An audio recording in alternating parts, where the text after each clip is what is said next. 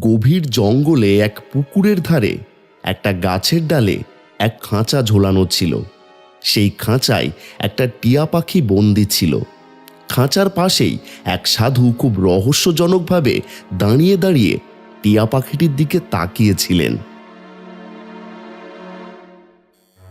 মনে রেখো সাধু, এই পৃথিবীতে লোভী মানুষের কোনো অভাব নেই। আমি খুব শিগগিরই আমার আসল রূপে ফিরে আসব।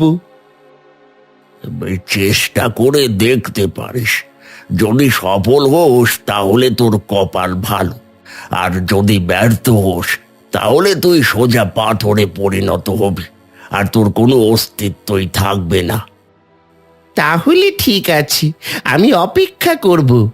যেদিন আমি আমার আসল রূপে ফিরে আসব সেদিন আমি তোকে দেখে নেব। সেদিন আমি নই, তুই পাথরে পরিণত হবি। সাধু রহস্যজনকভাবে একটু হাসলেন এবং সেখান থেকে চলে গেলেন।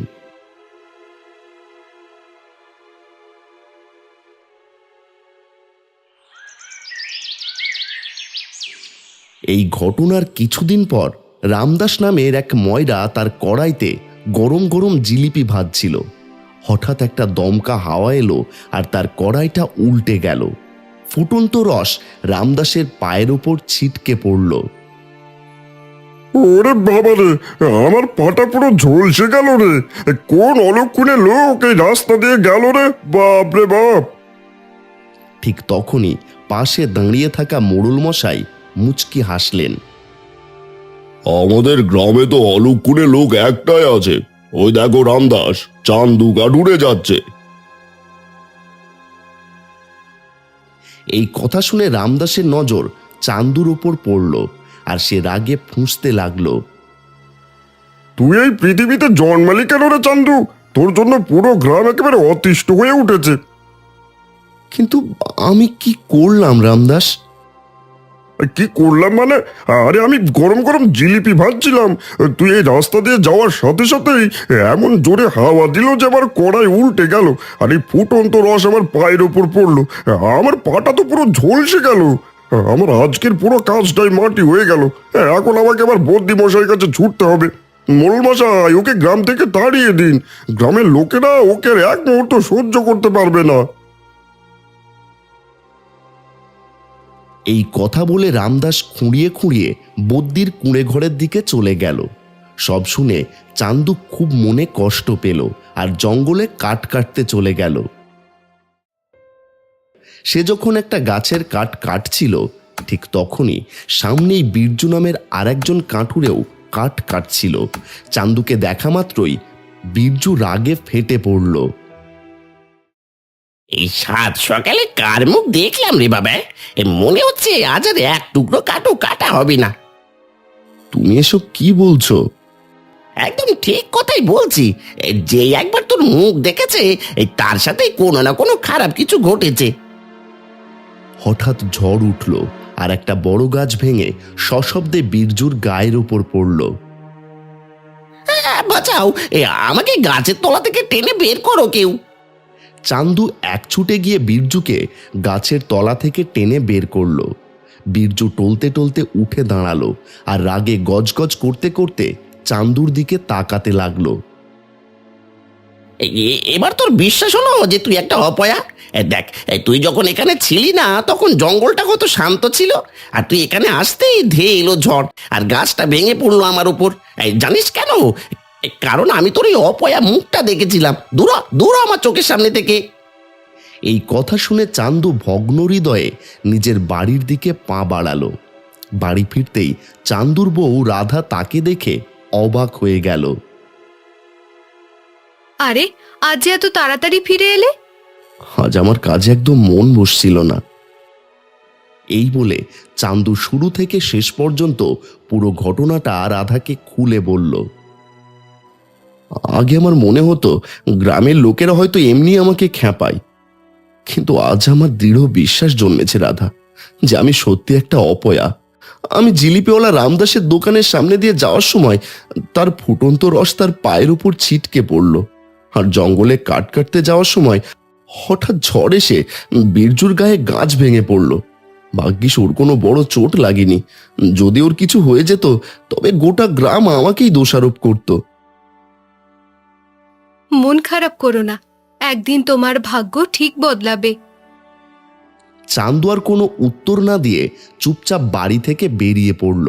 এদিকে শঙ্কর নামের একজন লোক বীরজুর বাড়িতে হাজির হলো। বীরজু তখন খাটিয়ায় শুয়ে ব্যথায় কোঁকাচ্ছিল। আরে বীরজু, তোমার গায়ে গাছ ভেঙে পড়েছে শুনেই আমি তোমাকে দেখতে ছুটে এলাম। কিন্তু তোমার গায়ে গাছ ভেঙে পড়লো কিভাবে?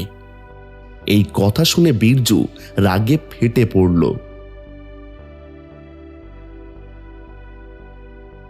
এই কথা শুনে শঙ্কর রেগে গেল। আসলে শঙ্কর নিজেও চান্দুকে দু চোখে দেখতে পারত না। তুমি কোনো চিন্তা করো না, আজ আমি মোড়ল মশাইয়ের সাথে এই বিষয়ে কথা বলবোই। আজ এর একটা এসপার ওসপার করেই ছাড়বো যে চান্দু এই গ্রামে থাকবে কি থাকবে না। এই বলে শঙ্কর সেখান থেকে বেরিয়ে পড়ল। কিছুক্ষণের মধ্যেই শঙ্কর মোড়লের বাড়িতে গিয়ে হাজির হলো। মোড়ল শঙ্করকে দেখে জিজ্ঞেস করলেন, কি হলো শঙ্কর, তোমার চোখ মুখ এত লাল কেন? এত রেগে আছো কেন? রেগে থাকবো না তো কি করবো মোড়ল মশাই? আপনি চান্দুকে কবে এই গ্রাম থেকে তাড়াবেন সেটাকে বলুন। এই কথাটা আমারও অনেকবার মনে হয়েছে, কিন্তু তারপর ভাবি যে ওকে গ্রাম থেকে তাড়িয়ে দিলেও বেচারা যাবে কোথায়? কোথায় যাবে সেটা নিয়ে আপনার মাথা ঘামানোর দরকার নেই।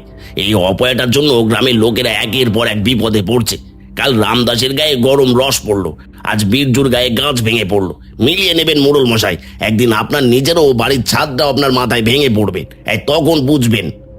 আরে শঙ্কর, মুখ সামলে কথা বল। এসব কি অলক্ষণে কথা বলছিস? আমি সত্যি কথাই বলছি, পরিস্থিতি আরো খারাপ হওয়ার আগেই আপনি চান্দুকে এই গ্রাম থেকে বিদায় করুন। মোড়ল গভীর চিন্তায় তলিয়ে গেলেন। ঠিক আছে, চলো আমার সাথে। কিছুক্ষণের মধ্যেই মোড়ল শঙ্করকে নিয়ে চান্দুর বাড়িতে গিয়ে হাজির হলেন।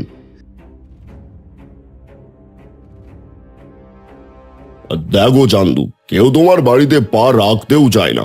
আমি বাধ্য হয়ে এখানে এসেছি।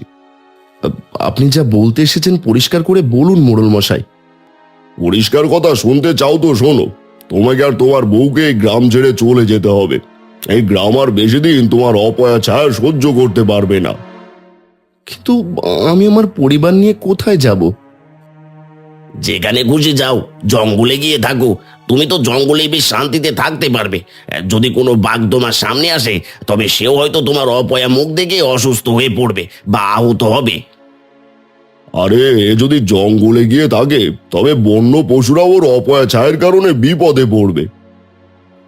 দয়া করে এমন করবেন না, আমাদের গ্রাম থেকে তাড়িয়ে দেবেন না। আমি তোমাকে 1 মাস সময় দিচ্ছি। এই 1 মাসের মধ্যে নিজের ইচ্ছায় গ্রাম ছেড়ে চলে যাও, নইলে গ্রামের সব লোক মিলে তোমাকে অপমান করে গলা ধাক্কা দিয়ে বের করে দেবে। এই বলে মোড়ল আর শঙ্কর সেখান থেকে চলে গেলেন। এখন আমরা কি করব? যে গ্রামের মানুষের কাছে আমার কানাকুড়ি ও সম্মান নেই, সেখানে থেকে লাভ কি? আমরা এই গ্রাম ছেড়েই চলে যাব। এই বলে চান্দু কুড়ুল কাঁধে নিয়ে জঙ্গলে চলে গেল আর একটা গাছের নিচে বসে ফুঁপিয়ে কাঁদতে লাগলো। হঠাৎ কে যেন তার কাঁধে হাত রাখলো। চান্দু পেছনে ফিরে দেখল এক সাধু তার সামনে দাঁড়িয়ে আছেন। তুই একজন পুরুষ মানুষ হয়ে কাঁদছিস? পুরুষ মানুষের চোখে জল মানায় না। পুরুষ মানুষ তো অন্যের চোখের জল মুছিয়ে দেয়। আমার সাথে যা হচ্ছে তা যদি অন্য কোনো পুরুষের সাথেও হতো তবে সেও হাউমাউ করে কাঁদতো। বল বল আমাকে কি সমস্যা তোর? চান্দু শুরু থেকে শেষ পর্যন্ত তার সমস্ত দুঃখের কথা সাধুকে খুলে বলল। এবার আপনি বলুন সাধু বাবা, গ্রামের বাচ্চা থেকে বুড়ো সবাই আমাকে অপয়া বলে ডাকে। আমি যেখানেই যাই সেখানেই কোনো না কোনো অঘটন ঘটেই যায়। এই কথা শুনে সাধু খুব রহস্যজনকভাবে চান্দুর হাত দেখতে লাগলেন। তার চোখে একটা অদ্ভুত চমক দেখা গেল। তোর মনে বিন্দু মাত্র লোভ নেই। তুই একজন খাঁটি ভালো মানুষ, কিন্তু এটাও সত্যি যে তোর জন্মকুণ্ডলিতে শনির দশা চলছে। এই কারণেই তুই যেখানেই যাস বা যাকেই ছোঁস তাদের সাথে খারাপ কিছু ঘটে যায়। তাহলে কি আমি সারা জীবন এভাবে অপয়া হয়ে থাকবো? না, যেদিন তুই কোনো রাক্ষসের দেখা পাবি সেদিন তোর উপর থেকে সব অপয়া ছায়া কেটে যাবে, আর সেদিন থেকেই ভাগ্য তোর দিকে ফিরে তাকাবে। এ কেমন কথা বলছেন? কোনো রাক্ষসের দেখা পেলে সে তোমাকে মেরেই ফেলবে। কিছু কিছু রাক্ষস বড়ই মিষ্টি স্বভাবের হয় আর খুব সুন্দর মিষ্টি মিষ্টি কথা বলে। সময় এলেই তুই সব বুঝতে পারবি। এই বলে সাধু সেখান থেকে চলে গেলেন। চান্দু সাধুর কিছু কথা বুঝলো আর কিছু কথা মাথার উপর দিয়ে গেল। সে চুপচাপ উঠে জঙ্গলের আরো গভীরে কাঠ কাটতে লাগলো। কিছুক্ষণ পর সে জঙ্গলের এমন একটা জায়গায় পৌঁছলো যেখানে চারিদিকে নিস্তব্ধতা বিরাজ করছিল। হঠাৎ পুকুর পাড়ে থাকা একটা গাছের দিকে তার নজর পড়ল।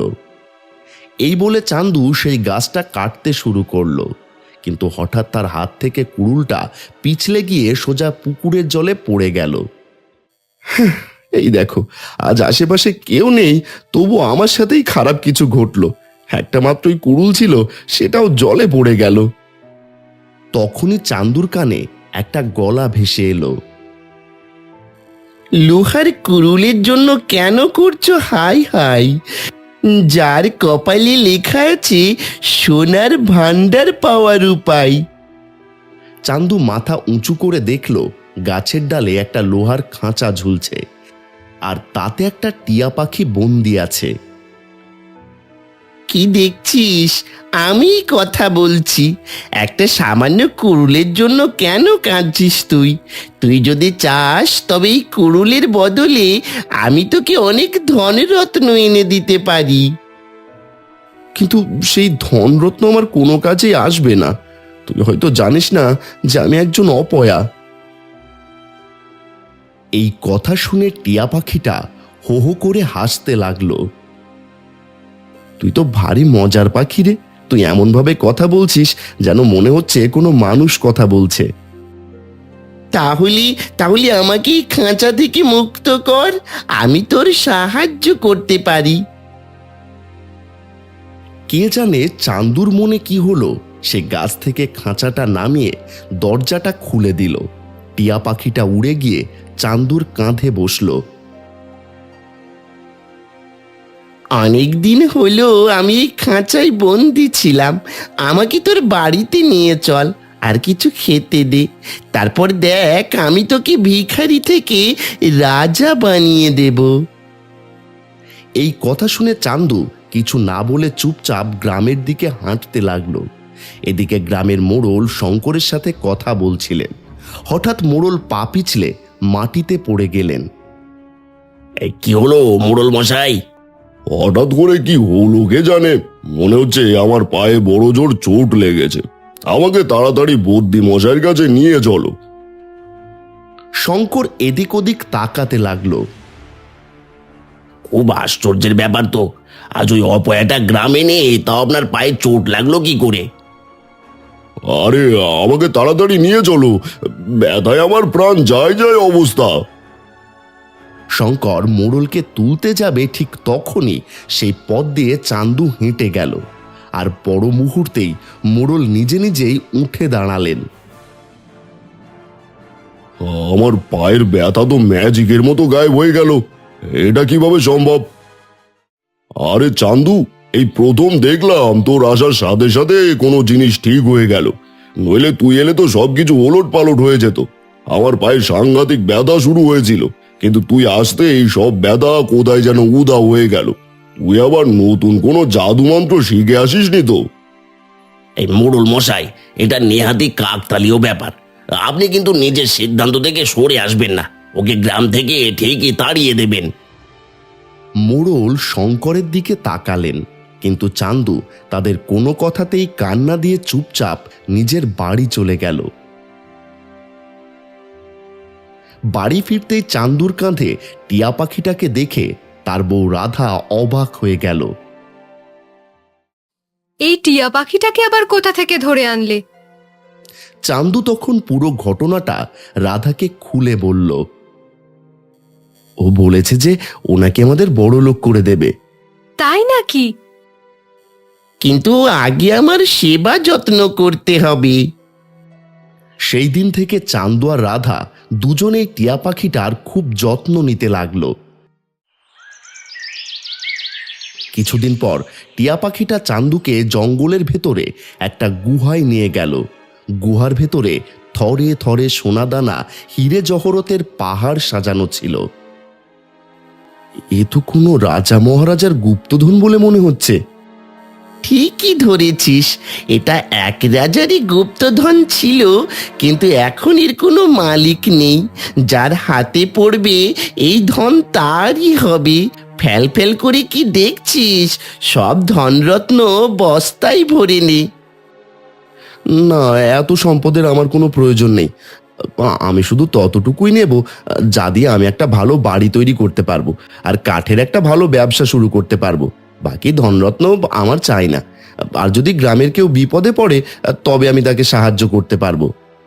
কিন্তু গ্রামের লোক তো তোকে আজও অপয়া বলেই ডাকে, তবুও তুই তাদের সাহায্য করতে চাস। ওটা ওদের স্বভাব আর এটা আমার স্বভাব। ওরা খারাপ বলে আমি তো আর নিজের স্বভাব বদলাতে পারি না। কিছুক্ষণ পর চান্দু সামান্য কিছু ধনরত্ন নিয়ে বাড়ি ফিরে এলো। সেই ধনরত্ন দেখে রাধা তো হতবাক। চান্দু তাকে সব কথা খুলে বলল। খুব ভালো কাজ করেছেন। যদি আপনি অনেক বেশি সোনাদানা নিয়ে আসতেন তবে আপনার মনে লোভের বীজ জন্মাতো। আমি বলেছিলাম না যে আমি তোকে বড় লোক করে দেব। এই কথা শুনে চান্দু মুচকি হাসল।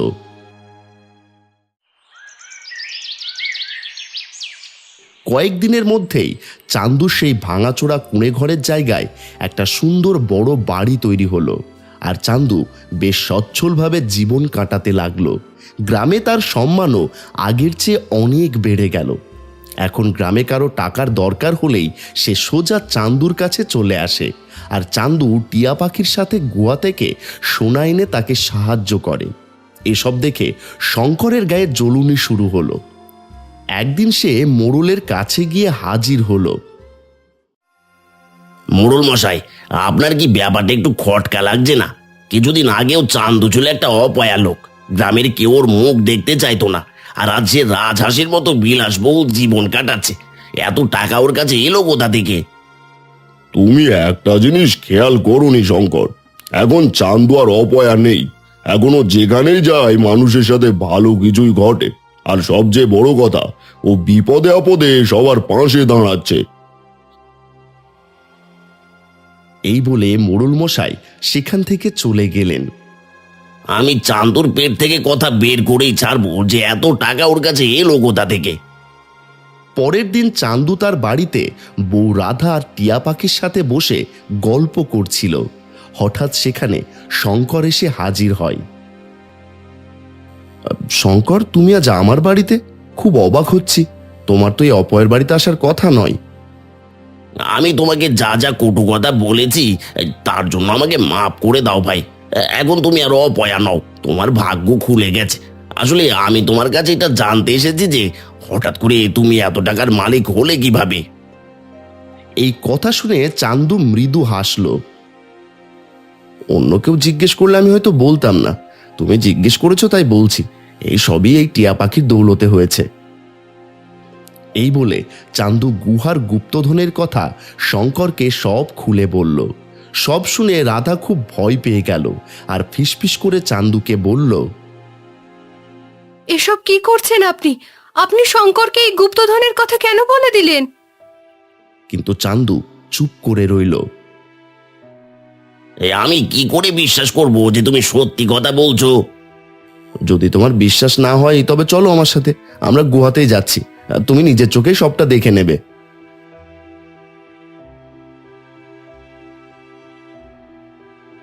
কিছুক্ষণের মধ্যেই চান্দু, শঙ্কর আর টিয়া পাখিটা সেই গুহার ভেতর এসে দাঁড়ালো। শঙ্কর চোখ বড় বড় করে গুপ্তধনের দিকে তাকিয়ে রইল। ভগবান, এ তো কুবেরের ধন। এখন এই পুরো খাজানা আমার। এই বলে শঙ্কর গুপ্তধনের দিকে হাত বাড়ালো। ঠিক তখনই টিয়া পাখির শরীর থেকে নানা রঙের আলো ঠিকরে বেরোতে লাগলো। এ তোমার কি হচ্ছে?